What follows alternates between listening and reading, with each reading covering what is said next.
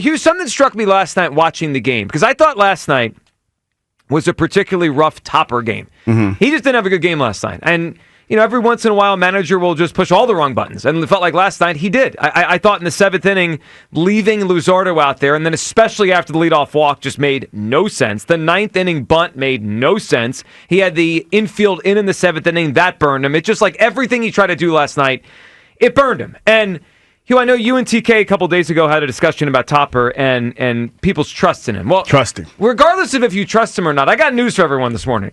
Rob Thomson's going to play a huge role in if the Phillies can win the World Series or not. And I know we do this thing where we try to pretend managers don't matter, and the game has changed, and it's a GM game, and the manager just kind of sits there and doesn't really do anything. Not this Phillies team.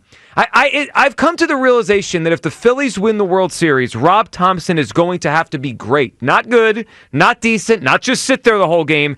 He's going to have to push a lot of right buttons. The Phillies are, I'm going to call them like a weird, they're a good team, but they're weirdly structured to where they need a lot of massaging to get the best out of them. Like, they're not going to blow teams out. They're not going to win all these games easily. Most of the games in the postseason, just based on the way the Phillies built, they're probably going to be close. Tight. They don't have a great offense. Even if they're hitting a little bit more than they have been, they're not a great offense. They go through these stretches where they don't hit to start the games. They have to score late, which means every little decision is going to matter down the stretch of this season and into the postseason. He's got a six-man rotation now. How long do we keep that? The Castellanos thing, which we'll talk about again today.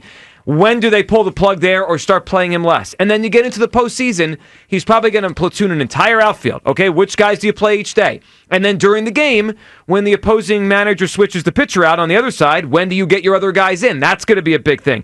And then one thing he does a lot is he seems to leave his starter out there maybe a scotch too long. And when it's Wheeler and when it's Sanchez, you're like, all right, okay, we trust those guys. But Luzardo and Ranger, you're going to have to find the exact right time to get them out of the game. And I thought last night he got Luzardo out of the game at the totally wrong time. He should have pulled him out at least a batter or two before. Look, the Phillies are good, and they're going to be good, and they're going to find their way into October because the Mets are falling apart and the Phillies have enough to get there. But once we get down the stretch and into October, I don't think Topper's just going to be able to just fill out the lineup card and say, go get him, guys. We need Topper to be great.